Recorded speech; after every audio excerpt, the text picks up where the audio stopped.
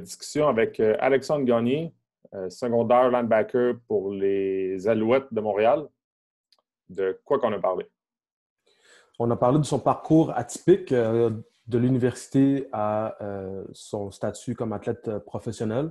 On a parlé aussi de son rôle comme étant représentant de la CFL dans son équipe. Il est nouvellement signé avec les Alouettes, mais quand il était avec les Rough Riders, c'était un des représentants CFL-PA pour les joueurs de son équipe. On avait parlé de ça en symbiose avec la situation du COVID. Sinon, de quoi d'autre qu'on aurait parlé? Ben, c'est ça, de son parcours, des multiples blessures qu'il a eues. Il n'a pas été repêché avant d'arriver pro, c'est-à-dire il a fait sa 5e année à l'université puis il appartenait à aucune équipe. Puis comment il s'est trouvé une équipe par après, il est allé en détail, il était très généreux. Là. Il est allé en détail dans son parcours qui l'a amené aujourd'hui à être un nouvel Alouette. Puis c'est ça, il a bien hâte d'avoir une chance de mettre son nouveau chandail. Ça ressemble pas mal à ça. Avant qu'on commence, on vous encourage à nous encourager en vous abonnant à notre page YouTube, si possible. Ça nous aide beaucoup dans ce qu'on fait. Si tu écoutes l'épisode en audio en ce moment, dans la description, il y a le lien vers la vidéo de l'épisode et tu pourrais en même temps t'abonner à la page. Sinon, laissez-nous savoir ce que vous pensez de ce qu'on fait. Suggestions, commentaires, questions sur les épisodes qui ont déjà été faits, sur les épisodes futurs. On est ouvert à ça, en public ou en privé. On essaie juste d'avoir des conversations franches. Puis on essaie d'aller chercher les informations les plus pertinentes possibles. Mm. Moi, ça ressemble pas mal à ça. On va commencer l'épisode comme ça, Pierre. Yes.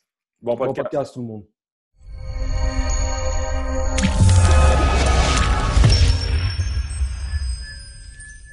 La première des choses, on aimerait savoir un peu ton parcours. Là. Qu'est-ce qui t'a amené aujourd'hui à être un nouveau joueur des Alouettes? Quand je dis nouveau, c'est que tu n'as pas encore joué un match avec les Alouettes. C'est ta nouvelle équipe. Là, mais qu'est-ce qui t'a amené à jouer dans cette ligue-là? Puis si tu peux nous parler, peut-être pour commencer, de ton parcours avec le Vert et Or de l'Université de Sherbrooke. Oui, en fait, j'ai commencé avec l'Université de Sherbrooke. Là, je sortais d'une bonne année là, au Cégep. Donc, par la suite, j'ai été recruté par la majorité des universités au Québec. J'ai cité l'Université de Sherbrooke par le potentiel que l'université avait par leur régime coop qu'il y avait. Là. Donc, dans le fond, le régime coop de l'université, c'est vraiment des stages qu'ils font à travers l'université. Donc, ça te permet d'avoir de l'expérience de travail en ayant... l'université s'occupe de trouver des stages, des opportunités que tu puisses travailler, avoir sorti de l'université puis tu n'as pas rien comme expérience de travail. C'est comme tu n'as pas travaillé dans un canjo puis emballeur. C'est plus vraiment de l'expérience pertinente. Là. Donc, 3 mois comme un directeur de compte, 3 mois comme comptable. Donc, ça fait en sorte que tu sors de l'université et tu es capable de trouver un emploi plus facilement. Par la suite, le campus de l'université aussi, c'est probablement une des choses qui sort de l'Université de Sherbrooke. Là, c'est une place incroyable, là, juste avec tout le monde aux mêmes places. Donc, tu sais, ça faisait en sorte que c'était une globalité des choses qui a fait en sorte que j'ai choisi l'Université de Sherbrooke. Par après, c'est sûr que quand tu arrives à l'université, tu sors du cégep, tu es comme plus un big shot, je te dirais, là, au niveau de ton équipe. Tu arrives à l'université, c'est différent. C'est un monde carrément différent. Tu arrives, tu as 20 ans, il y a des gars qui en ont 24, 25. Fait en sorte que 24, 25 d'entraînement universitaire, tu deviens pas mal plus un homme que quand tu sors du cégep et tu en as 20 puis tu t'entraînais correct. Ce qui fait en sorte que ma première année a été plus difficile. Ça a été difficile au niveau moral. C'est sûr que moi, j'ai été pris dans la gamique du recrutement qui te promettent ci, ça, que tu fais comme OK, ça va bien aller. Puis tu arrives aux pratiques, au camp d'entraînement. Puis j'avais une rep par pratique là, en opposition. Là. Fait que, ça en était, je n'ai pas peur de le dire, ça en était complètement ridicule. Là. À un certain point, je me disais, pourquoi vous m'avez amené ici? Finalement, vous m'avez simplement recruté, pas parce que vous avez besoin de moi, mais plus pour pas que j'aille à d'autres universités. Donc, tu sais, j'avais un sentiment j'avais comme un conflit intérieur, là, vraiment, entre, je veux-tu vraiment être ici? Est-ce que, je retourne faire une 4e année au cégep, puis je m'en vais à une autre université? Fait que, tu sais, c'était comme un dilemme, là, vraiment, que j'avais entre, bon, est-ce que je me ralentis au niveau scolaire pour pouvoir mieux me rediriger par la suite pour le foot? Fait que, tu sais, ma première année, ça a été vraiment difficile, là. Fait que, tu sais, aussi choix personnel, là, qui faisait en sorte que, bon, je prenais pas nécessairement ma première année trop au sérieux avec le fait, bon, le foot, c'est une joke, tu sais, je me suis fait mentir. Fait que, tu sais, les pratiques, le training, le- tout l'externe du foot prenait plus d'importance que simplement le foot, qu'est-ce qui est vraiment important. Mhm. Qui fait en sorte que ma première année, tu sais, je l'ai comme perdu un peu, là. Après ça, bon, ma deuxième année, j'ai décidé de me reprendre en main. Il y a eu, tu sais, vraiment, à la fin de la saison, il y a eu des grosses discussions qui se sont dites avec les coachs, là, comme quoi, tu sais, que moi, j'étais déçu, puis que, tu sais, aussi, eux aussi, par le fait même, ils étaient déçus, là. Fait que, ça faisait en sorte que, bon, on a eu des bonnes discussions. Deuxième année, euh, ça se passe bien, tu sais, je m'entraîne fort, tout commence à se replacer un peu. Euh, durant l'été, euh, en jouant au flag, en fait, là, tu sais, je m'entraînais pas mal, je travaillais aussi durant l'été. Puis, euh, pendant une game de flag, en fait, là, je me suis déchiré le ménisque dans le genou, faisant en sorte qu'il a fallu Ouais. il a fallu que je me fasse opérer au genou. Euh, en fait, ça a comme bousillé un peu ma deuxième année parce que je me faisais opérer semaine 1 du camp d'entraînement. Ouais. Fait que, tu sais, avec tout ce qui est IRM, avec tout, ça prend tellement de temps que par la suite, tu arrives, tu te fais opérer, puis après ça, ben, le plus rapidement possible. Tu sais, moi, normalement, ils disent 3, 4 à 6, 8 semaines. Ouais. Fait que moi, je suis revenu à 4 semaines. Fait que là, tu sais, je m'étais dit, tu sais, même si c'était pas à 100%, mais je voulais profiter de cette saison-là, pas en perdre une deuxième. Fait que ce qui faisait en sorte, bon, que c'était pas top. Tu sais, je me sentais pas nécessairement content de tout ça. J'ai pris mon rôle d'unité spéciale au sérieux. Tu sais, j'essayais de faire qu'est-ce que l'équipe me demandait. Puis je m'étais dit, je vais essayer d'être le meilleur teamer de l'équipe avec l'opportunité que j'ai, avec le temps que j'ai. Par la suite, bon, arrive la troisième année, là, mon genou il va mieux, tout est good.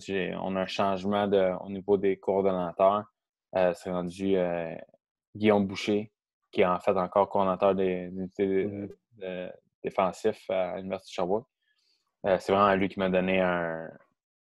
m'a donné vraiment mon opportunité, là, qui a fait en sorte, tu sais, comme j'ai vu qu'est-ce qui s'est passé dans tes 2 premières années, j'ai aimé le joueur que tu es, le meanness que tu as là, sur le terrain, tu veux jouer physique, puis tu sais, moi, ça le rejoignait et tout. Tu sais, je connais mes jeux, fait que, tu sais, lui, c'est ça qu'il voulait. Il voulait des gars qui savent où qui s'en vont sur le terrain, puis c'est quoi leur job, puis tu sais, essaie pas de trop en faire, puis c'est pas de l'improvisation, là. Donc, tu sais, lui aussi, il est arrivé, puis il était extrêmement cartésien, puis ça me rejoignait 100 fois plus que qu'est-ce qui se faisait par le passé, là. Fait que j'ai eu mon opportunité à ma troisième année, vraiment, là, puis je l'ai pris, puis je l'ai juste jamais lâché, là. Donc, j'ai été partant en défensive en ma troisième année. Ça allait super bien. Par la suite, bon, game 2 ou 3, pendant une partie, je me redéchire dans l'autre genou le ménisque. Fait que là, je finis par. Là, ils me disent, ah, ça va être tough, tu sais. Fait que je finis la game, je dis au physio, fais-moi ça de la façon que tu veux, mais il faut que ça marche. Fait que là, tu sais, ça marchait. Je ne pouvais pas trop aller d'une façon latérale, mais au moins de face, ça allait bien. Fait que j'ai fini la partie comme ça. Par la suite, bon, avec les tests et tout, puis tu sais, moi, l'année d'avant, je m'étais déchiré une ministre dans l'autre genou, puis que je savais pas mal que c'était ça. Sur le terrain, en fait, je l'ai dit au physio, j'ai dit, pas me sortir déchirer une ministre. Fait que finalement, on trouve une solution. Je dis à ma physio, je dis, ben, trouve-moi une brace pour le monde qui ont des ACL, puis mets-moi là. Puis on va finir la saison de même, puis je me ferai opérer à la fin de la saison. Fait que là, de cette façon-là, ben, mon genou ne bougeait pas trop. C'est sûr, ça me limitait puis c'était une brace pas faite sur mesure sur moi. Là. Normalement, le monde a des braces, puis moi, c'était comme une brace qui traînait à l'université. Là. Fait que on a mis ça a patché ça pour la fin de la saison. Ça a été une saison correcte. Ça a bien été la saison. C'est juste que c'est jamais comme si tu avais un genou normal. Donc, tu sais, cette année-là, ça a bien été. Par la suite, bon, je m'en vais au East-West. À la fin de cette saison-là, je me fais annoncer le au East-West. Fait que tout va bien. Je m'entraîne pour le East-West. Je suis en shape. Puis, je te dirais 2 semaines là, avant le East-West, je pratiquais mes T-tests pour les tests physiques. Puis, fouille-moi comment ça s'est arrivé. Je faisais un T-test. Puis, quand je suis arrivé pour planter, ben, j'ai comme passé par-dessus ma cheville. Fait que là, mais là, au début, je pensais que je m'étais juste comme foulé une cheville. Mais là, ma cheville était immense. Là. Fait que là, pendant 2 semaines, je m'entraînais, mais c'est vraiment plus concentré sur ma cheville, là, parce que les souhaits, c'est quand même de quoi une fin de semaine, ben, 4 jours très demandant. Surtout que tu vas être au top de ta forme. Là. C'est comme la première fois que tu vois physiquement les recruteurs de la CFL. Puis, ce qui fait en sorte que là, je me concentre sur ma cheville. Là, je me fais conseiller de ne pas nécessairement faire les tests physiques, mais là, je m'entête à les faire. Fait que, tu sais, je me dis, tu sais, j'ai une opportunité d'être là, je vais essayer de les faire d'un coup que quoi qui se passe. Fait que là, je fais les je fais le 40, puis je pense que j'en ai juste fait un. J'en ai fait un, puis c'était complètement ridicule. Ma cheville, c'était comme une botte, là, je m'étais tapé. C'était complètement ridicule. Là. Je pense que j'ai couru un 4 F7, quoi de même. Là. Fait que c'était bon, rien. Fait que ça a juste droppé mon stock market là, sur vraiment sur. Draft board. Ouais, le draft board. Là. Fait que ça m'a tué. Par la suite, bon, je fais quand même la fin de semaine de pratique et tout pour la partie. Finalement, après 2 jours, là, la veille de la game, là, je suis plus capable de pratiquer. J'ai la cheville qui. Je passais mes soirées à essayer ma cheville, à mettre la glace. Puis ça marche juste pas. Là, fait que je décide de pas faire la partie. En fait, j'ai même pas été capable de finir la pratique d'avant. Fait que je joue pas la partie du East-West. Fait que finalement, bon, ça reste comme ça. Je prends soin de ma cheville. Finalement, bon, je fais ma 4e saison. Tout va vraiment bien côté statistique personnel. Donc, de ce niveau-là, ça va bien. Là, je commence à avoir de l'attention des recruteurs. J'avais un agent qui m'approchait. Puis il me parlait, il me dit « Ah, ça va bien aller, puis tout. » Puis finalement, là, je m'en vais dans le draft. Je fais les combines. Ben non, c'était comme 2 semaines avant le combine. Il me dit « Ouais, finalement, je te représenterai pas, j'ai trop de gars. » Puis, fait que, 2 semaines avant le. genre 2 semaines avant. Ah, c'était ridicule. Là. Fait que moi, je m'en vais dans le combine où est-ce que tu es censé, comme tout le monde, comme les agents, ils parlent de toi, puis ils disent ah, regarde-le, fait que tu as comme plus d'attention sur toi. Fait que, fait que je m'en vais dans le combine sans agent, je m'en vais dans le draft sans agent, en fait. Fait que, tu sais, au combine, ça va relativement bien. Tu sais, le 40 n'a pas été phénoménal, mais il était good, tu sais. Fait que je me fiais là-dessus. Les tests de foot, tout a super bien été aussi. J'ai montré aussi que je suis capable de long snapper. Fait que, ça, c'était les regionals. Fait que là, moi, une couple de gars qui sont venus me voir, ils m'ont dit ah, des gars que je connaissais, ils m'ont dit ah, tu t'en vas, c'est sûr que tu t'en vas aux Nationals, tu sais, avec tout ce que tu as montré, là, autre que juste les tests. Fait que finalement, bon, je m'en vais pas aux Regionals. Finalement, par la suite, bon, je reçois une couple d'appels des équipes de la CFL durant mon été. Puis finalement, ben, je fais une soirée avec mes amis. Je me dis, peut-être que je vais être un late rounder, dans le draft. Tu sais.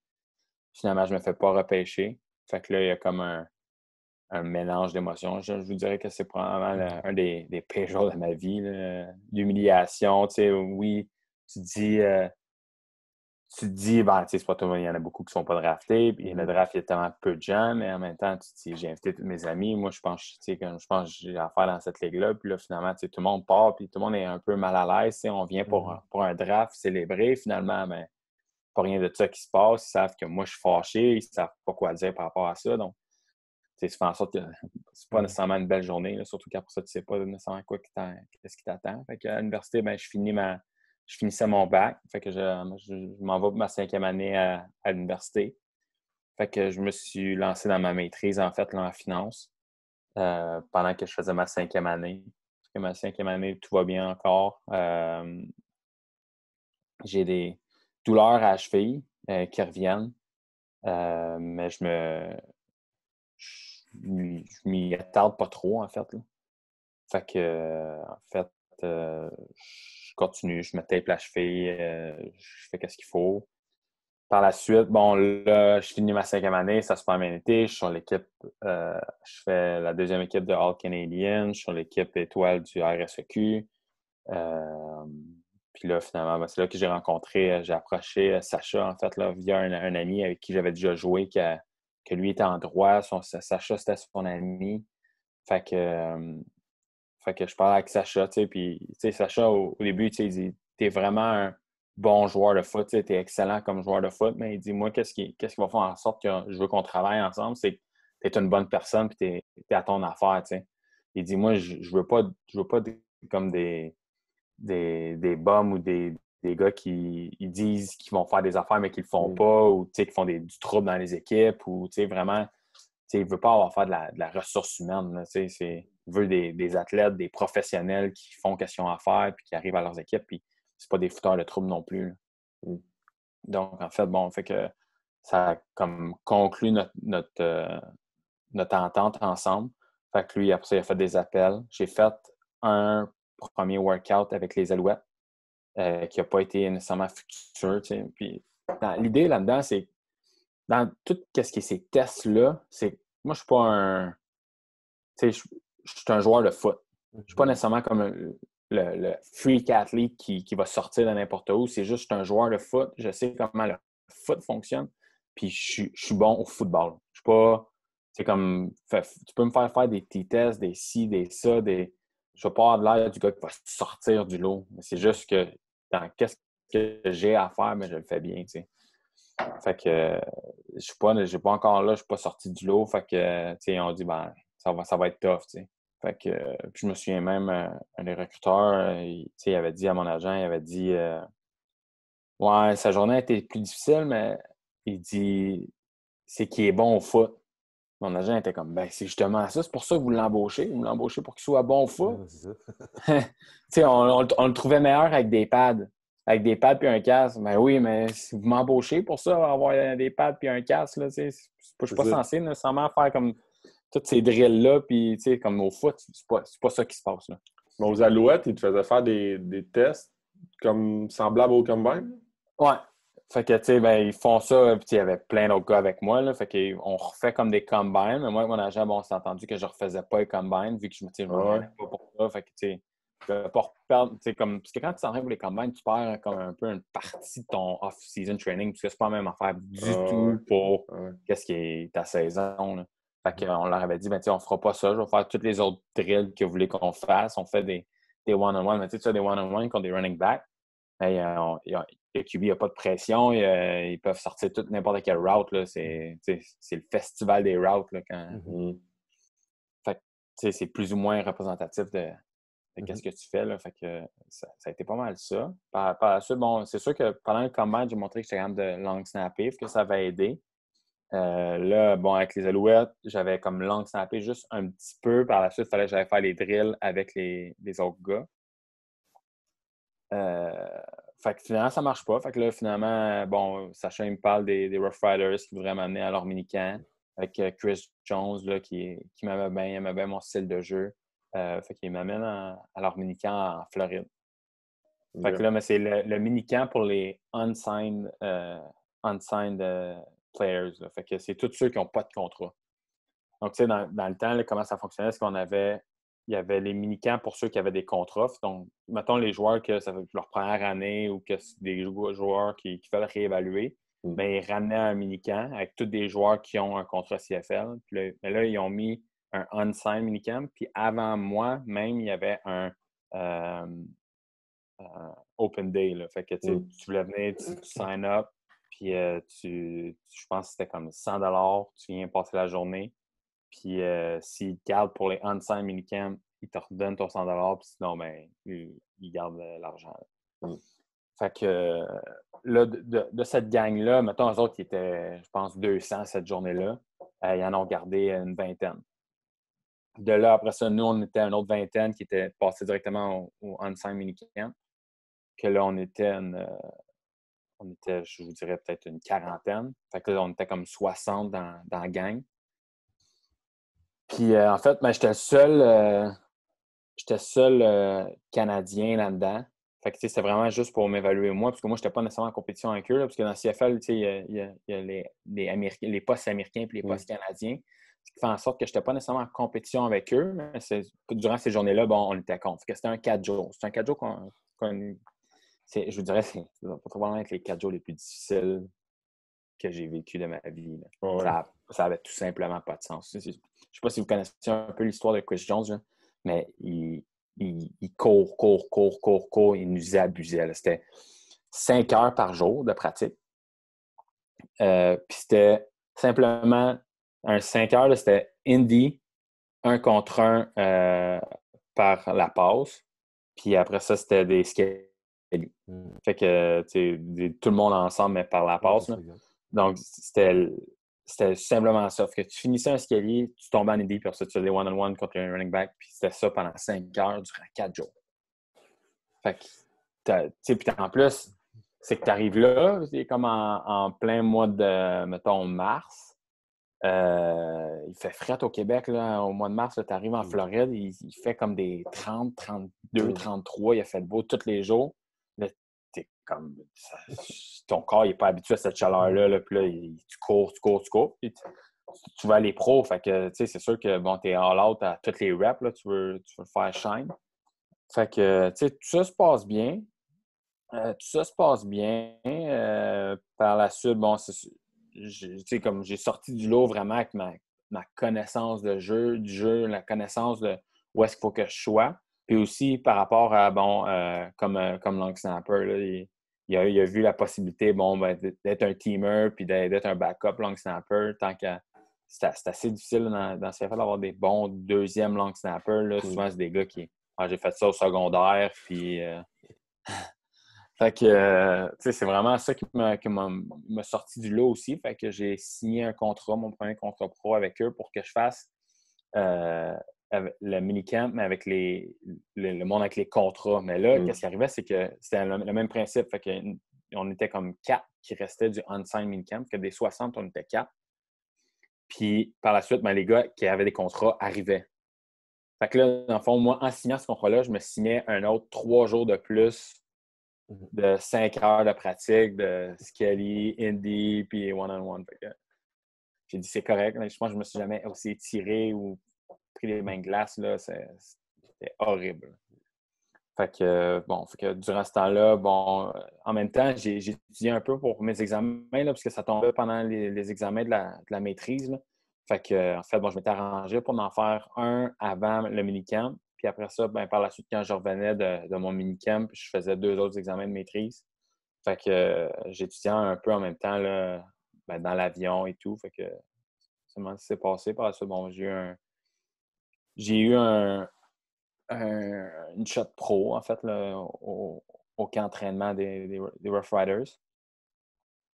Mais pendant ce temps-là, quand je suis revenu de mon minicamp, ma cheville me faisait mal, puis elle était stiff, puis fait que je l'ai fait checker, j'ai fait un IRM dessus, puis finalement, bon, j'avais 3 ligaments déchirés dans ma cheville. Oui. J'avais le tu sais, ça, finalement, bon, j'avais joué ma 5e année là-dessus, là.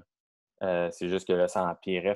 J'avais un fragment d'os qui était tombé sur le top de mon pied, faisant en sorte, puis il avait soudé sur mon pied, faisant en sorte que, mettons, ça c'est mon tibia, puis le pied, normalement, le tibia est censé rouler sur le pied quand tu l'avances, mais là, ça cognait sur l'os, puis ça avançait plus. Puis j'avais aussi le ligament qui tient ton tibia et ton péroné ensemble, mais moi, il était déchiré jusqu'à quasiment la moitié de ma jambe, là, jusqu'à la moitié de mon tibia. Fait que faisant en sorte que mon péroné, ben, il flottait un peu en bas, là, fait qu'il n'y a rien qui le tenait nécessairement. Fait que là, je me suis tout fait opérer ça. Mais attends, ils n'ont jamais checké avant les camps que tu as fait il y a personne qui t'a évalué avant les camps pour voir. Ben, il évalue. Ma cheville était fonctionnelle, tu sais, dans le sens Ah ouais? que je pouvais marcher dessus, il fallait que je me fasse taper, mais tu sais, il n'y a rien qui. Il n'y a comme pas de test en profondeur. Tu sais, ils ne nous passent pas tous des IRM, là. Puis même à ce jour, ils font juste vraiment t'évaluer, évaluer s'ils Ah. savent que tu as eu une blessure ou tu as eu quelque chose. Fait que tu te présentes là, puis tu coches un questionnaire, puis tu dis non, j'ai rien de ça, j'ai pas ça, je suis en santé. Puis surtout, tu arrives à un mini-camp de même, les camps pro, tu dis. Je ne vais pas vous le dire, tous les bobos que Ouais, c'est j'ai. ça, Là. c'est ça. J'ai aucun désir de vous faire peur. Là. Tu sais, ça fait 13 plus années que je joue au foot. Là, c'est sûr que j'en ai des bobos. Là. Puis surtout que je jouais au basket, je jouais au soccer aussi, au collégial. Fait que, faisant en sorte que j'en ai plein de bobos. Mon corps, il n'a jamais arrêté. Fait que, c'est ça. Fait que je fais ma première. En fait, je me fais faire une première opération en revenant de Floride pour m'enlever le fragment d'os que j'ai sur mon pied. Elle me l'enlève, mais là, pendant qu'elle me l'enlève, en fait, vu que l'os était là, il y a comme un nerf qui faisait le tour de mon pied. Puis en ouvrant, ben, elle me coupait mon nerf dans mon pied. Faisant en sorte que je ne sentais plus mon. En fait, je me réveille de l'opération. Puis moi, je suis censé comme.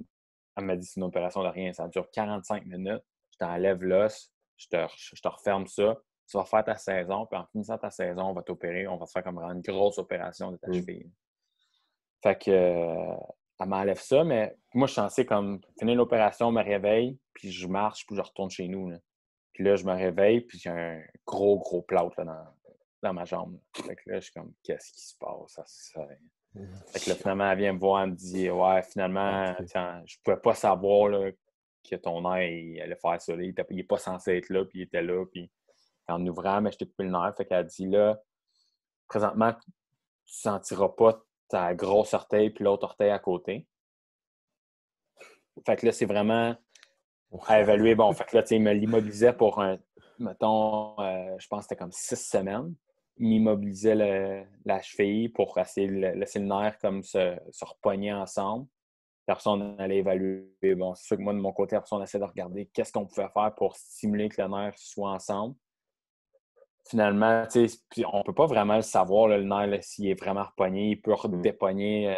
Fait que, on a essayé le tout pour le tout. Puis rendu au camp, c'est comme 2 mois après, je m'en allais au camp. Là. Fait que je suis comme, ben, on va l'essayer. Fait que, puis ma cicatrice aussi était tough. Là, il fallait que je travaille pour qu'elle soit plus lousse pour le camp d'entraînement. Finalement, ben, je me présente au camp, puis je leur dis pas que je me suis opéré. Mais inévitablement, à un moment donné, ils vont avoir ma cicatrice. Là, sur mon pied, j'ai comme une cicatrice de peut-être ça là-dessus, là, sur le dessus de ma cheville. Là. Fait que, ils vont le voir inévitablement. Fait que, moi, je leur dis pas, je fais tout ça. La première fois que j'ai sprinté, c'était durant le camp d'entraînement. Depuis mon opération, la première fois que j'ai sprinté, c'était durant le camp d'entraînement. Je n'ai pas sprinté. J'essayais vraiment de limiter parce que ça se peut que ton air pète. Si tu le fais trop vite, ton air pète, tu perds la sensibilité de tes 2 gros orteils. Mais ta grosse orteil puis l'autre orteil à côté. Là. Fait que c'est sûr que c'est pas nécessairement nice comme sentiment. Là. Je me suis dit, bah, on va y aller et on verra ce que ça donne. Là. Fait que le camp d'entraînement va correct. Ça va bien. Puis finalement, bon, je finis par avoir c'est comme un peu un manque d'opportunités. C'est sûr que moi, j'étais un unsigned free agent. Fait que, ben, j'étais unsigned free agent, pas drafté, j'ai pas rien. Fait que, c'est nécessairement que tout le monde qui ont été draftés cette année-là, durant ma 5e année, ben, eux autres passent tout en avant de moi. Là. C'est des draft choice. Là. Fait que c'est plus tough. Mais je vois que l'équipe m'aime bien, aime qu'est-ce que je fais. Puis, je finis par leur dire à la fin du camp, comme ils me demandent comment ça va, j'ai quelque chose à la cheville, il y avait quelque chose qui ne marchait pas. Fait qu'ils me disent, je finis par leur dire, ben oui, je me suis opéré comme 1 mois avant le camp là, pour ça. Puis, là, je leur parle pas l'histoire du nerf, là, je ne serais pas ma loc. Là, fait que je leur dis juste que je m'étais fait opérer, je me suis enlevé un. Mais je leur parle pas du reste de la cheville. Fait que les 3 ligaments déchirés, le ligament entre mon tibia et mon péroné, finalement, le camp, là, je vous le dis, c'est tough. Là. Et puis, au début du camp, notre QB, c'était Kevin Glenn. Puis au début du camp, il parle de tout le processus, du fait qu'il a fait toutes les équipes dans la ligue. Il sait que le training camp, c'est un grind. C'est à tous les jours, tu as des pratiques. Puis, c'est intense. Là. On est peut-être 70-80 gars qui essaient de faire une équipe professionnelle. Fait que, il dit, c'est tellement dur que c'est là que les gars, ils se demandent, ça vaut-tu vraiment la peine que je fasse cette saison-là? C'est là qu'ils décident s'ils prennent leur retraite ou non. Là. C'est la question durant leur saison, c'est ça me tente-tu d'aller faire le camp d'entraînement ou je prends ma retraite? Fait que, tu sais, c'est tough. Il fait chaud aussi. Là, c'est comme le prime de l'été. Là, Fait que, finalement, tu sais, ça va bien. La saison va bien. Je reviens ici. Je me fais opérer la cheville. Puis finalement, bon, je me fais une reconstruction de la cheville carrément. Là. Fait qu'on me rattache mes 3 ligaments de ma cheville. On me fait comme il y a 2 cordes de métal qui tiennent mon péroné et mon tibia ensemble. Fait en sorte qu'il ne ballotte plus. Fait en sorte que j'ai plus nécessairement mal aux genoux non plus. Puis là, ben, ça a été, encore là, je m'entraînais, mais c'est plus comme du haut de corps, parce que j'étais dans le plat pendant comme, je pense, 6 semaines. Après ça, j'ai été dans une botte pendant comme un autre 6 semaines. Ce qui fait en sorte que tu t'entraînes pas nécessairement beaucoup. Là. Fait que, ben, tu t'entraînes plus du haut de corps, tu essaies de faire ton bas de corps, mais à un certain point, tu es limité. Puis là, je me présente au camp encore une fois. Puis je me présente au camp, encore même affaire. Là, ça faisait peut-être 1 mois et demi, 2 mois que je commençais à courir. Je retournais au Bayard, faire des pratiques avec eux. Puis je décidais un peu les drills que je voulais faire pour juste avoir un sentiment d'être sur le turf un peu, courir un peu. Puis c'est sûr qu'avec mon trainer, bon, on essaie vraiment de faire des exercices pour retrouver comme le sentiment de nerf dans mon pied. Là. Quand tu n'as pas mis de poids sur un pied pendant quasiment l'espace de 2 mois et demi, il n'y a plus rien qui se passe en bas. Là. Ton mollet il est mou, ton quad il est mou, ton pied il ne sent pas nécessairement tout ça, tous les nerfs, le système nerveux dans ton pied, là, il est plus là. Il faut essayer vraiment de le stimuler de cette façon-là. Je me présente au camp. Le camp va vraiment bien. Tout va bien. Finalement, je me fais annoncer que je suis sur l'équipe de pratique. J'essaie de trouver une façon de peut-être m'en aller, trouver une autre équipe. Ça, c'est l'année 2. L'année 2, ouais. Ouais, c'est ça.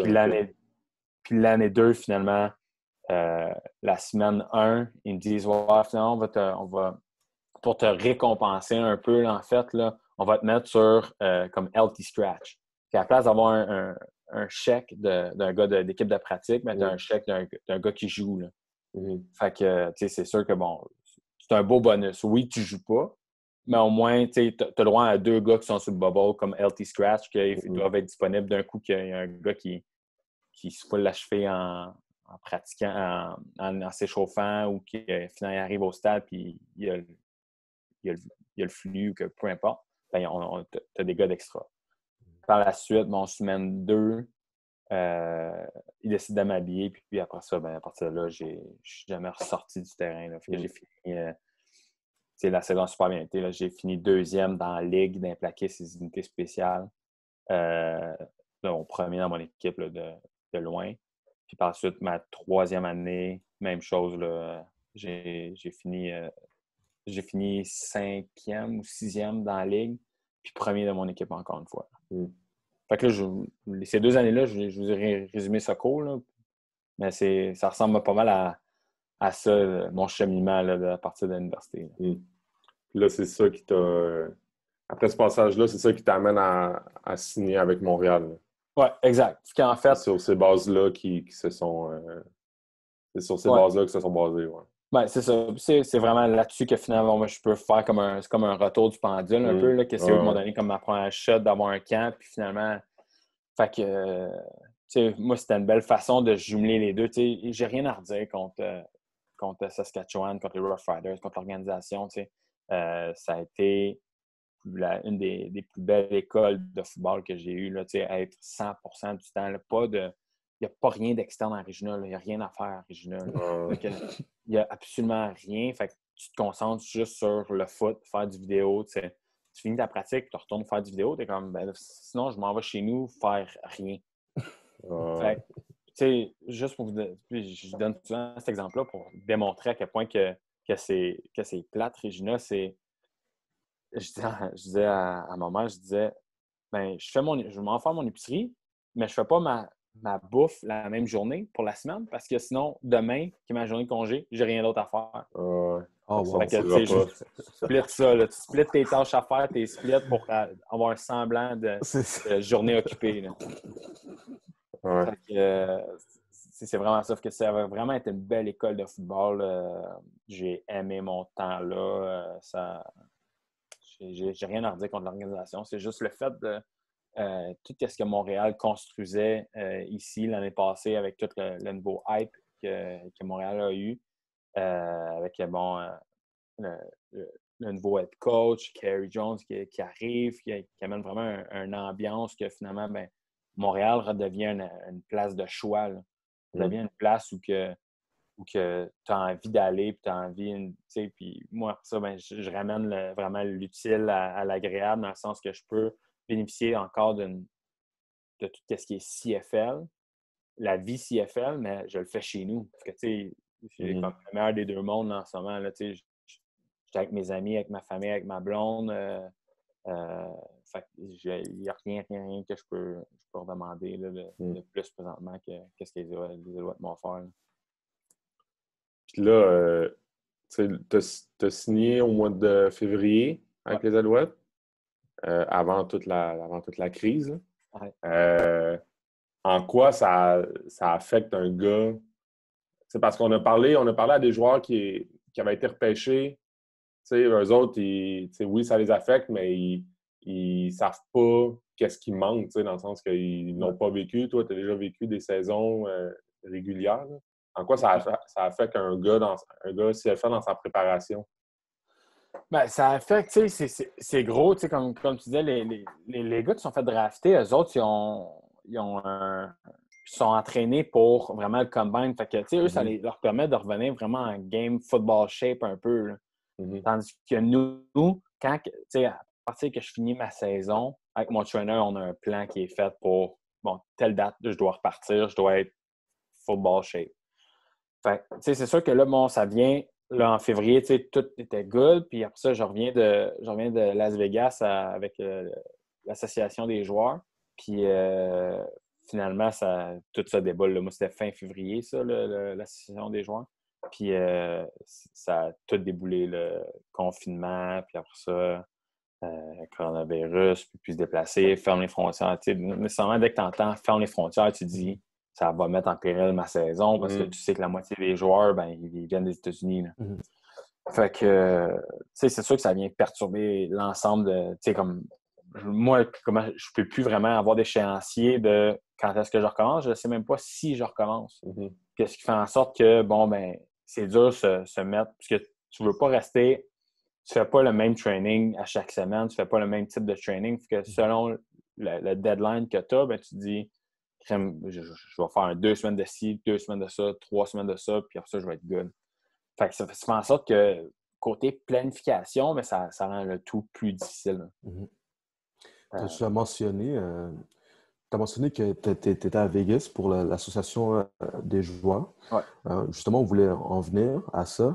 Comme rôle de représentant, tu avais le rôle, si on ne s'abuse pas, tu avais le rôle de représentant auprès de tes joueurs lorsque tu étais à Saskatchewan. À Montréal, je ne sais pas exactement, vu que c'est relativement récent. Mais est-ce que tu peux nous expliquer un peu à quoi ça ressemble, ce rôle-là? Le rôle, mais en fait, comme là, vu que tu es représentant des joueurs jusqu'à temps qu'il y ait un nouveau vote. Donc, normalement, bon, au début de chaque saison, il y a un nouveau vote. Bon, là, vu qu'il n'y a pas de saison, tu restes représentant des joueurs. Donc, je suis comme encore un représentant des joueurs de Saskatchewan. Mais c'est vraiment comme j'avais mon nom avec le logo des Rough Riders au CFLPA.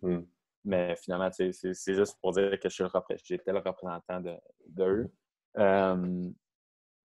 C'est vraiment d'accompagner les gars parce que, tu sais, c'est sûr que, bon, la CFL, c'est une business. Fait que, tu sais, surtout que, bon, avec les airs qu'on avait par le passé, mettons, y a des coachs qui essaient d'en passer des petites vites aux joueurs, puis ils essaient de vraiment améliorer leurs équipes ou diminuer leur cap space. Fait qu'ils vont le mettre sur un comme LT Scratch, mais après ça, ils vont le mettre sur le PR. Puis là, c'est toute une histoire de mouvement de joueurs. Puis c'est vraiment, le but, c'est de protéger les joueurs. Donc, si un joueur se blesse pendant une pratique, bon, ben, OK, ben, ils ne peuvent pas te mettre sur le PR, ils doivent te mettre sur le IR, qui est le Injury Reserve.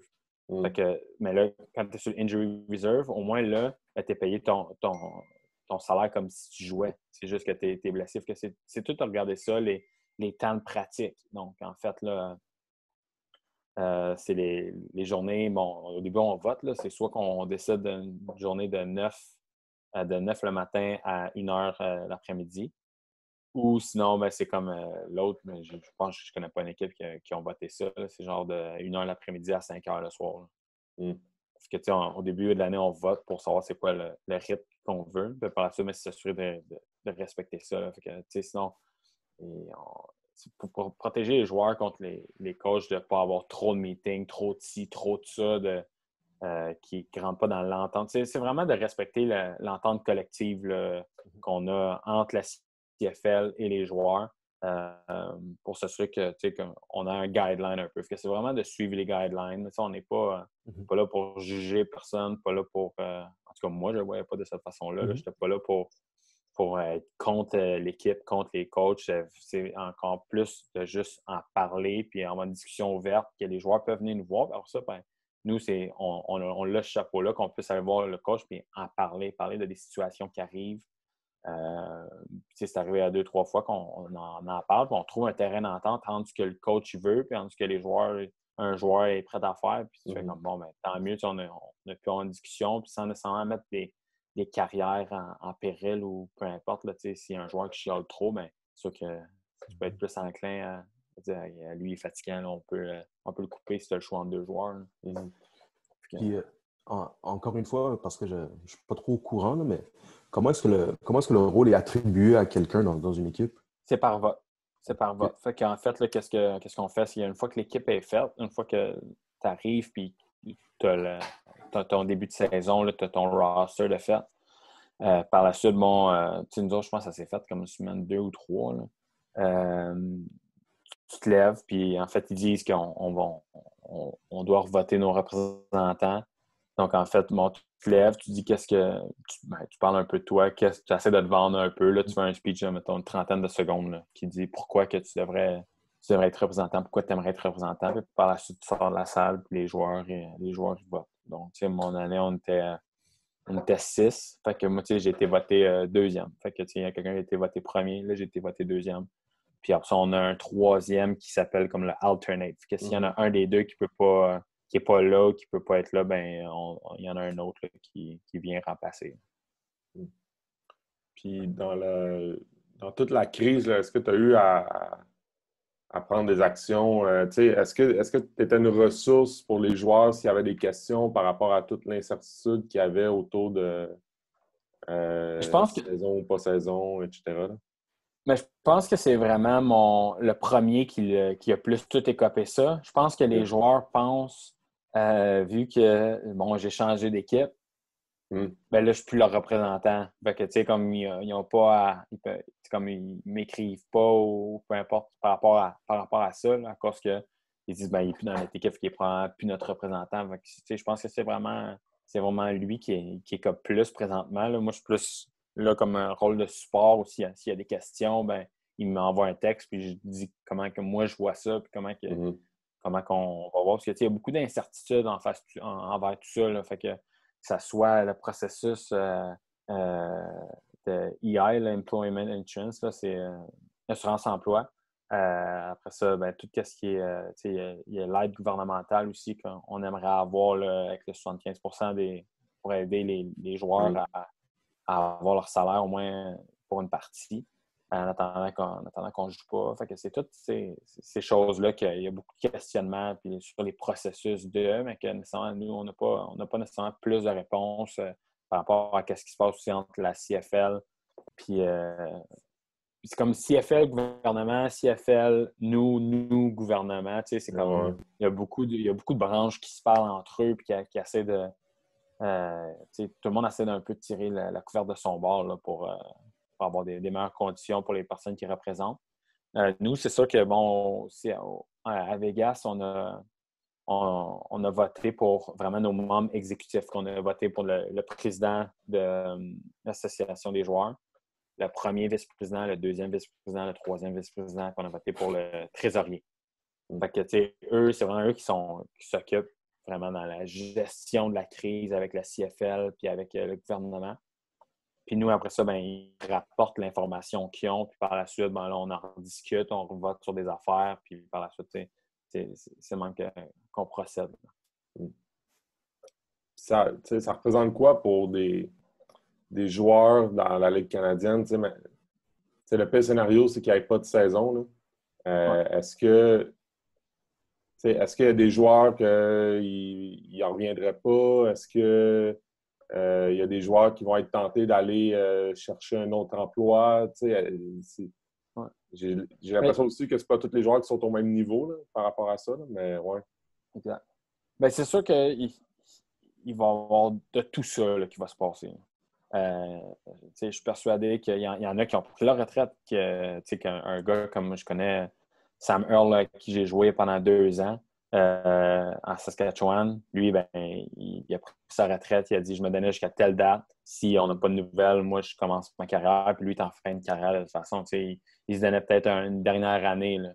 Fait que il a dit « Ben, gars, je vais prendre ma retraite. Je me suis trouvé une bonne job. Ben, gars, laisse faire. » Puis je suis persuadé qu'il va y en avoir plein qui vont faire ça.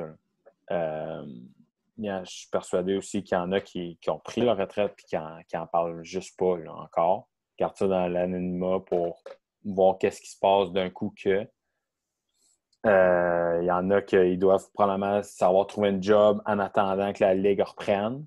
Mais c'est sûr qu'à un certain point, tu as juste l'instinct de survie qui embarque, là, parce qu'on ne fait pas des millions non plus. Là, fait que, Non, à un certain point, on a été payé. La dernière paye qu'on a eue, il y en a, ça a été le 1er novembre. Les équipes n'ont pas fait les playoffs. Là. 1er novembre, leur dernier chèque qu'ils ont reçu.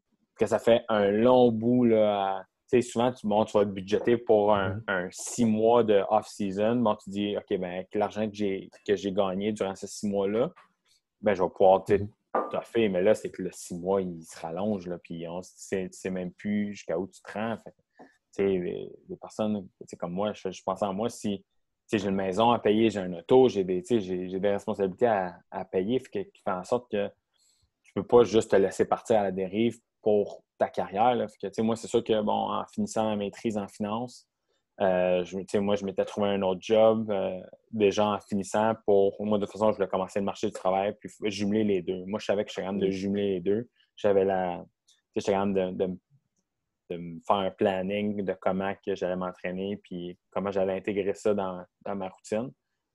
Mais il y en a qui se consacrent juste à ça puis ils sont prêts de se dire ben, crime, je vais travailler puis en plus m'entraîner, c'est trop. T'sais. Fait que qu'est-ce qui fait en sorte que moi, je suis correct là-dedans. J'ai la chance d'avoir un employeur qui est Desjardins là, qui me permet de même dire ben, tu nous dis quand est-ce que tu veux quitter, ben, quand est-ce que tu dois quitter. Puis on va te garder tant aussi longtemps que tu peux travailler pour nous. Là. Fait que, moi, j'ai vraiment cette chance-là que durant le temps de crise, ben, j'ai pas eu nécessairement d'incertitude. Je fais juste continuer mon off-season. C'est sûr que bon, tout est chamboulé autour de moi, tout est chamboulé côté gestion pour le football et tout, mais au moins financièrement, moi, j'ai eu une stabilité durant cette crise-là. Là. Mais c'est sûr que le pire scénario, c'est vraiment qu'il n'y ait pas de saison. Le pire scénario, c'est qu'il n'y ait pas de saison puis que on ne sait pas nécessairement si la Ligue est capable de survivre à un an sans saison. Là. Fait que ça, c'est sûr, c'est nécessairement le pire scénario. Puis après ça, ben, ça c'est à voir. Là. Sinon, c'est pas de scénario, mais au moins, on a une autre saison. Sinon, c'est une saison écourtée, une saison rallongée plus vers l'hiver, là, qu'on finirait plus au mois de décembre au lieu de mois de novembre. Puis après ça, il évalue tous les modèles. Là, comme, à un certain point, il évaluait de bon, ben, vu qu'on ne peut pas faire tout, mettons, à partir du fin juin, on ne peut pas tout faire ici au Canada. On va aller faire nos 2 semaines de camp d'entraînement en Floride, revenir, puis là, le déconfinement va être fait, puis là, on va pouvoir repartir notre saison. Mais là, avec ce qui se passe en Floride, tu te dis, bon, ben, peut-être que on va laisser faire ça, avec toutes les équipes professionnelles qui étaient là-bas, puis ils décident de tout annuler à cause du COVID. Là. Fait que, ça fait en sorte que, bon, encore là, on a l'incertitude là, face à comment que ça va se passer, si c'est un hub dans une ville, si c'est un hub dans 2 villes, si c'est les équipes de l'Ouest qui adoptent une équipe de l'Est, puis qu'on est 2 équipes dans le même stade. C'est vraiment de voir là, comment il va procéder. C'est sûr que tu dois négocier avec le gouvernement fédéral, mais tu dois négocier aussi avec tous les gouvernements provinciaux. Parce que chaque province, bon, après ça, ils gèrent la crise d'une façon différente. Qui fait en sorte que, bon, un protocole de réinstauration au jeu, ben, ça ne sera pas la même chose en Alberta ou en Saskatchewan, où est-ce que, Saskatchewan, c'est ridicule, là, je pense qu'il y a comme 75 cas. C'est 75 cas déclarés de COVID. Là, fait que, ils n'ont pas la même réalité que nous au Québec, en Ontario. Les réalités sont différentes dans chacune des provinces. Tu fais en sorte que les protocoles, mais tu ne peux pas faire uniforme à tout le monde. Fait que c'est vraiment à voir comment ils vont gérer ça là, avec les gouvernements, avec la Ligue. Puis après ça, mais c'est par rapport à l'association des joueurs aussi, puisque ben, qui nous donne un protocole, mais après ça, nous, on doit l'accepter en tant qu'employé, dire crime-tu sécuritaire ou on s'en va au bûcher, là, puis on. Tu prêt à laisser ton chez vous pour partir toute une saison à l'étranger, entre guillemets, dans une autre ville. Mais tu sais, c'est vraiment. C'est exactement tout ça. Là, oui, moi, je re-signe à Montréal pour venir à Montréal. Et après ça, ben, nos contrats sont construits d'une façon différente quand tu es dans ta maison, tu es chez vous, dans ta province, que quand tu es à l'extérieur. Il y a différentes choses. On appelle ça des rents. Là. C'est pour les loyers. Mettons, tu reçois de l'argent pour ton loyer quand je suis à Regina, mais ça, je n'y ai pas droit quand je suis au Québec là, parce que je suis chez nous. Fait que je ne peux pas demander une prime d'éloignement, mettons. Là. Fait que, parce qu'on l'a, mais là, on serait éloigné. C'est qui va payer pour ça? C'est qui va payer pour tous ces frais-là de plus? Là? Donc, il y a beaucoup de choses à gérer là-dedans. Là. Au moment où on se parle, il n'y a pas de... Vous êtes encore dans les scénarios, puis ils ne vous donnent pas plus de détails. Non, exact. Il n'y a pas rien qui est... Il n'y a rien qui est décidé encore. Là. Il n'y a même pas un deux trucs là, qu'on sait comme ça va se passer. Hein. Ouais. C'est assez c'est particulier comme situation. Là. Je pense pas que tu peux être prêt à ça, mais c'est à quel point c'est gros là, quand tu dis à savoir si la Ligue va survivre. C'est même pas à savoir s'il y a des équipes qui vont survivre. Là. À savoir si la Ligue va survivre, c'est majeur. Là. Mais ouais. Exact. Et en plus, qu'est-ce qui est fou, c'est qu'on se rencontre à tous fin février, là, puis comme toutes les associations des joueurs, on se rencontre annuelle, puis on n'en a même pas parlé d'un risque de pandémie, puis de suspension, de fermeture des frontières et tout ça. Là, on n'en était même pas là. C'était comme je suis revenu de là le 26 février. Là. Fait que c'est fou comment, comme 2 semaines après, le 13 mars, tout ferme. Là. Fait que, on n'en avait même pas parlé. Là. Fait que sinon, on peut même pas. Même en étant si proche que ça, on ne peut même pas planifier de quoi comme ça. Change un peu de sujet. Est-ce que tu as déjà reçu un conseil d'un coach que tu utilises encore à ce jour? Oui, mais en fait, c'était au secondaire. C'était Martin Ricard. C'était mon coach au secondaire. Il m'a coaché, je pense, mes 3 dernières années au secondaire. Puis il voulait je pense que c'est ça, 3 dernières années, il voulait que je snap. Il voulait que je snap, puis il me forçait à snapper à tous les jours, à tous les pratiques. Puis, en étant en 3e secondaire, tu as 15 ans environ. Là. Il n'y a rien de sexy à snapper. Il n'y a rien de sexy à être un long snapper, à faire des short snaps. Ça ne te tente pas. C'est une perte de temps, cette histoire-là. Là. Fait que, tu sais, le snapper, avoir une belle spirale, snapper, puis de toutes sortes de façons. Puis, je l'ai fait au secondaire, je l'ai fait au cégep, tu sais, mais je le faisais parce que il me disait de le faire, puis il me disait que ça allait être important, puis ci, puis ça. C'est juste rendu comme à fin université pro que j'ai fait. Wow, ça, c'est comme le plus beau conseil que j'ai eu de ma vie, là. C'est vraiment d'apprendre à snapper. Ça, je vais rallonger ma carrière de probablement 5-6 ans avec ça, là. Parce que là, tu sais, oui, je suis un teamer, je suis un linebacker, je suis un gars défensif, mais je veux pas, je m'en vais vers la pente je m'en viens vieux dans cette ligue-là, là. Même si j'ai seulement 28 ans, à 28 ans, tu t'en viens vieux, là. Il y en a qui se font drafter des universités américaines, mais des Canadiens qui se font drafter des universités américaines ou qui se font drafter des universités de l'Ouest, là. Il y en a qui avaient 21, 22 ans, là. Fait que, tu sais, il y a une différence, puis vers la fin, mais c'est sûr qu'en étant long snapper, c'est moins dur sur le corps. Tu as moins des gros impacts, tu as moins de répétitions, ce qui fait en sorte que je vais pouvoir perdurer, continuer à jouer au football, mais en étant long snapper, puis ça devient un...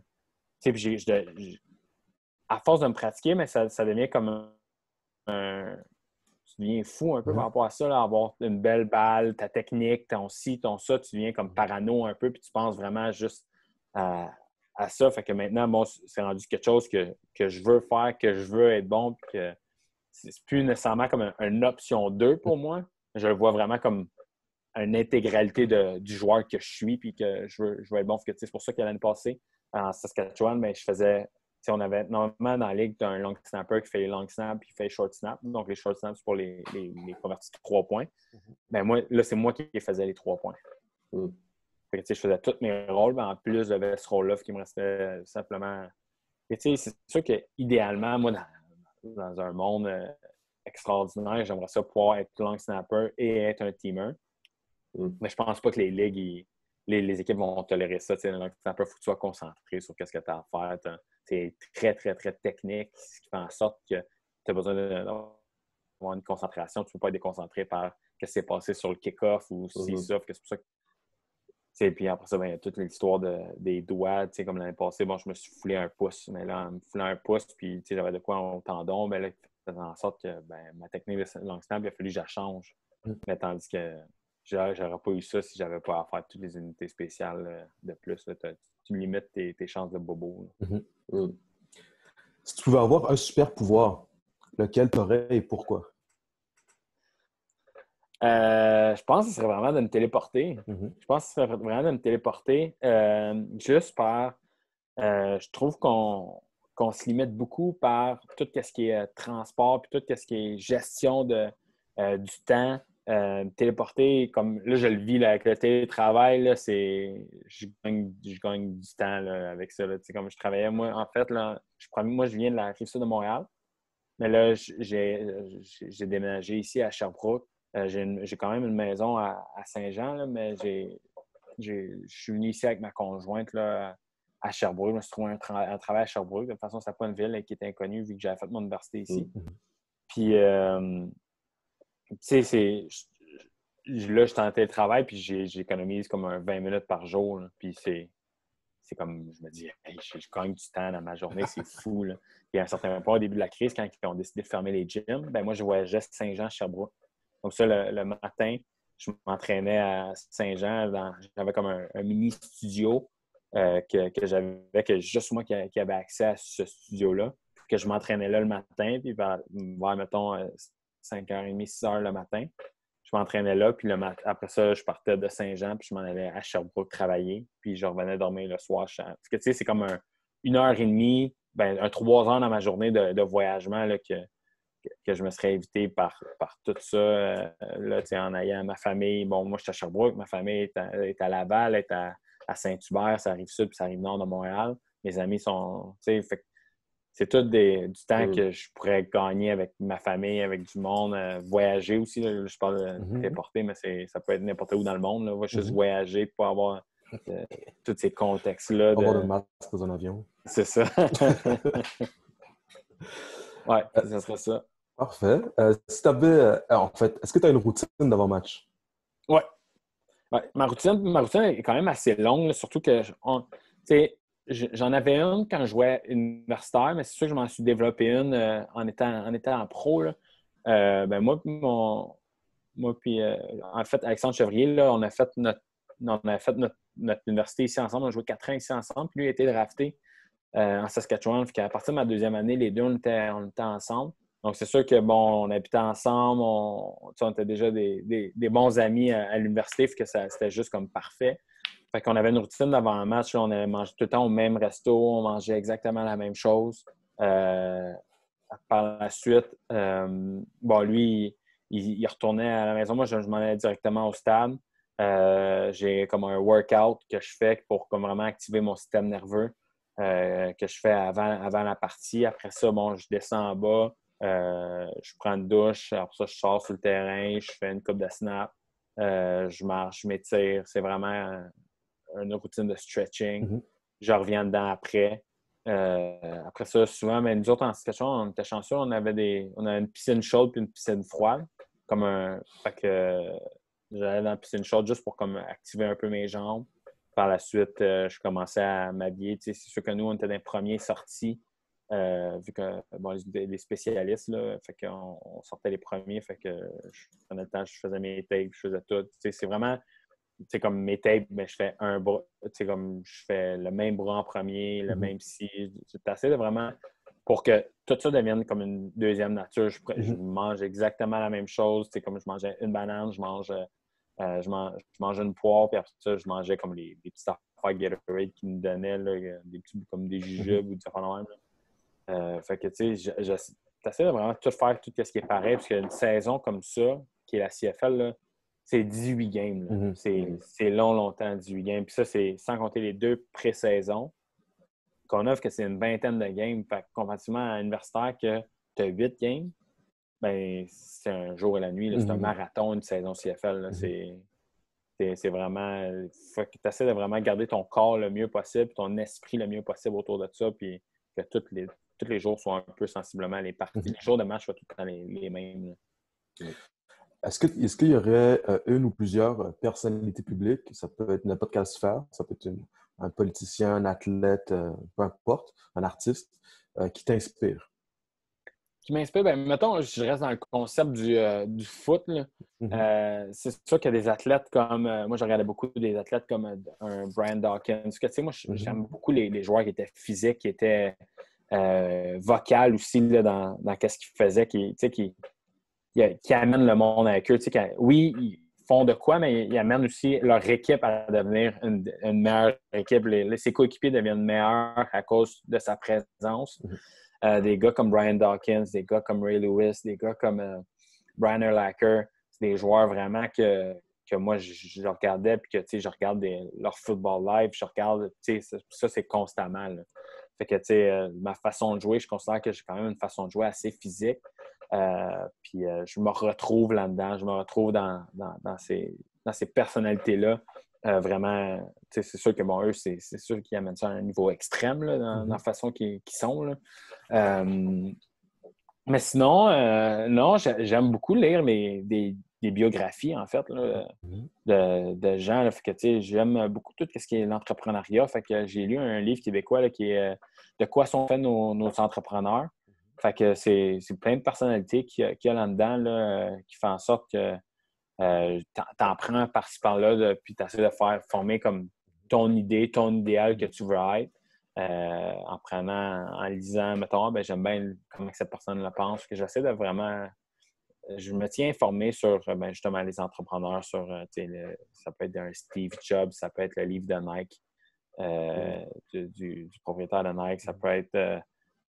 c'est plein d'affaires de même que j'essaie de prendre des brides par-ci, par-là, que j'essaie de, après ça, par la suite, me former moi, ma personne, qu'est-ce que je veux être, puis sur quoi je veux focusser. Quel serait un des meilleurs cadeaux que tu aurais reçu? Meilleur cadeau que j'aurais reçu. C'est bon, ça. Un meilleur cadeau que j'aurais reçu. Mais je pense que ça serait vraiment que mes parents m'aient payé mon université. C'est un cadeau de la vie énorme là, qu'ils m'ont donné, que sortir de l'université sans dette, sans rien. Je vous dirais que c'est vraiment le plus beau cadeau que, tu sais, qu'en tant que jeune, tu ne penses pas nécessairement à ça, tu ne penses pas nécessairement que l'impact, mais qu'eux, ils pensent pour toi, puis qu'ils te font ce cadeau-là de t'offrir la scolarité, puis que tu ne sois pas nécessairement restreint par niveau financier, mais c'est que tu as un désir de faire, bien, tu peux le faire. On a prévu l'argent pour que tu puisses le faire. Donc, je pense que c'est vraiment le plus beau cadeau qu'il a pu me donner. Est-ce que tu as une game préférée à laquelle tu as participé?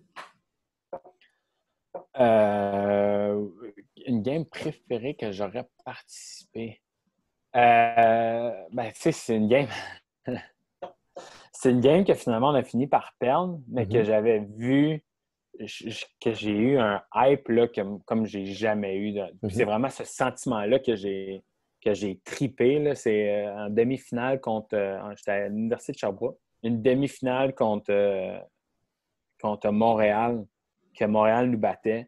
Puis je pense à ma 4e année. Ouais, Montréal nous battait. Puis par la suite, on réussit à faire un comeback là, en deuxième demi avec un punt retour TD. On score des touchés, on sort des trick plays. Puis c'est vraiment comme le hype que ça a donné que finalement, bon, on a perdu à cause des banalités que tu fais. Je reviens pas qu'on ait perdu à cause de ça, là, mais ça a été, ouais, je te dirais que c'est comme le sentiment, les frissons que tu sais, souvent, pendant la partie, tu es concentré sur la tâche à exécuter, puis tu es dans l'adrénaline, dans le ci, puis là, j'ai comme pogné 2 minutes de frissons que j'ai fait. Wow, c'est fou comme moment, tu sais. Surtout le stade de l'Université de Montréal, il est petit, il ne rend pas énormément beaucoup de personnes, mais c'est juste que c'est comme un bol là, avec la montagne. Le monde sont comme tout par-dessus toi, puis t'entends le bruit, puis ça a été assez exceptionnel là, comme moment que le frisson que j'ai eu, je te dirais que c'est qui l'a rendu spécial. Quelle serait une des choses les plus difficiles qui étaient accomplies ou dont tu serais le plus fier? Je pense que ça serait vraiment de jumeler mes études avec le foot. Là. Faire en sorte, tu sais, au secondaire, je faisais vraiment les 3 sports d'un niveau compétitif, là, au foot, au basket, au soccer. Par la suite, bon, j'ai continué en faisant mes sciences nature, donc sciences santé. Là. J'ai continué à jouer au basket temps plein avec le foot temps plein, ce qu'on m'avait dit que j'allais devoir faire un choix. Fait que, tu sais, moi, j'ai dit, ben, je vais l'essayer. Si ça marche pas, ça marche pas. Finalement, j'ai réussi à tout faire ça, fait que ça a bien été. Par la suite, ben, c'est sûr, la maîtrise en jouant pro, c'est comme l'ultime là, que je suis content, là, qui fait en sorte que je suis fier, que, tu sais, je me dis, ben, je l'ai fait, tu sais, puis je me vois pas comme quelqu'un d'exceptionnel. Tu sais, je vois pas rien qui fait en sorte que ma personne, pourquoi moi, je suis capable de le faire, puis pas d'autres, tu sais, parce que je suis allé un cours à la fois, je suis allé une pratique à la fois, puis je voyais pas, tu sais, comme souvent on me demande, tu voyais-tu pro, puis non, j'y allais simplement comme 1 an à la fois. J'avais des objectifs à chaque année que je devais atteindre. Quand je changeais d'équipe, bon, c'était de refaire ma place, puis à chaque année, puis à un certain moment donné, bon, tu arrives à te dire, bon, ben, je joue pro, tu sais. Puis après ça, c'est la même affaire avec l'école, en fait. Là, tu sais, je vois. Ben, l'université, mes 2 parents sont allés à l'université, fait que c'est sûr que j'avais un idéal d'aller faire un bac en quelque chose. Mais par la suite, la maîtrise, c'est juste arrivé comme ça en disant, ben, crime, je suis bon à l'école, puis il me reste 1 année de foot. De toute façon, il me reste 1 année de foot, que je ne même pas mon année, puis en profiter pour commencer une maîtrise. Puis ça a donné que je l'ai fini. Fait que, ouais, c'est vraiment ça. Très cool.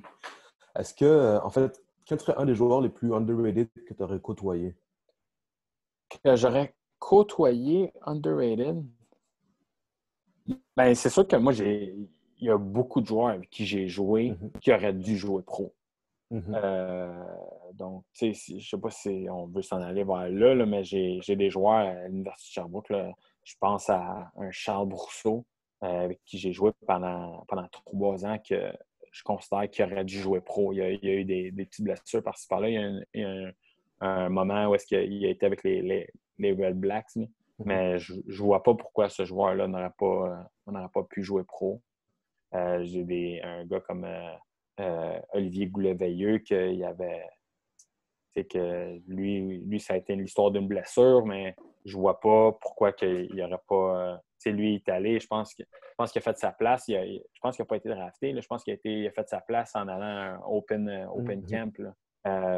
Puis, comme c'était inconcevable dans mon esprit qu'il ne se rende pas là qu'il n'a pas été drafté. Là. Fait que, il y a beaucoup de joueurs comme ça que je me dis, j'ai côtoyé que moi, en entrant dans ma 4e année dans la CFL, je me dis, il y a des joueurs avec qui j'ai joué qui auraient pu jouer dans ce niveau-là.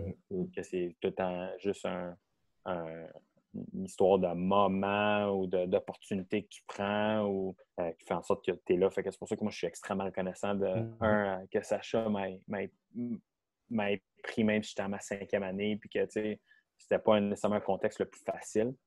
Mais je suis reconnaissant envers tout le monde, en fait, que ça peut être Chris Jones, Greg Dickinson, qui était le coordinateur défensif, qui est maintenant head coach à Rough Riders, là, qui m'a juste donné une chance, puis il m'a gardé, même si j'étais blessé, même si je suis vraiment juste reconnaissant de tout ce que ces gens-là ont fait pour moi, puis l'opportunité qu'ils m'ont donnée. Trois petites dernières questions. Si tu pouvais vivre dans n'importe quelle série télévisée, laquelle tu choisirais et pourquoi? Je pense que ça serait Suits. Ah. J'aime bien Suits, cette série-là. J'aime l'affaire des avocats, que tu trouves une problématique, puis tu es comme en dualité contre une autre personne. C'est comme une guerre d'argumentation. Donc, c'est sûr que ça reflète un peu aussi l'environnement que moi, dans quoi j'ai étudié, là, qui est dans les bureaux. Puis c'est ça. Mais j'aime la dualité qu'il y a, l'aspect qui ne s'aime pas. Puis c'est comme un peu sportif, là, vraiment, là, du 1 contre 1. Là, que je trouve les meilleurs arguments, puis je t'élève, puis c'est une bataille là, entre les deux. Les filles sont cute aussi, papy. Si tu veux non, c'est ça. Si tu veux choisir 2 valeurs, lesquelles tu choisirais? Je vous dirais, ça serait vraiment... c'est dur de choisir juste seulement 2 valeurs. Là. Effectivement. Mais c'est sûr que j'ai les valeurs familiales. C'est sûr que je veux, comme dans ma vie à moi, je veux créer comme une famille, un cocon. J'ai l'impression que mes amis, mon monde autour de moi, je veux prendre soin d'eux. Je veux vraiment comme se créer comme un univers autour de nous là, que c'est de quoi que on peut pas reproduire, mais quelque chose qu'on persiste à construire d'année en année. Donc, ça serait vraiment les valeurs familiales à faire autour de moi. Puis c'est sûr, bon, après ça, ça serait bonté, générosité, comme juste faire du bien autour de soi. Puis il n'y a rien qui peut valoir le bien que tu peux faire. C'est une des choses que je suis content avec mon emploi, avec la CFL, c'est je me dis, je peux faire du bien à des gens pour des banalités. Là, que moi, je me dis, je comprends même pas comme pourquoi tu es content que je fasse ça pour toi. Mais c'est comme juste prendre le temps après les games d'aller serrer la main à tous les enfants qui attendent. Ou, comme je le prends le 15-20 minutes de plus parce que c'est quoi pour moi signer? Puis quand je vous dis je fais des choses que je me dis je comprends pas, c'est signer un autographe, je comprends même pas pourquoi la personne, comme, pour moi, c'est juste mon nom là, que je signe.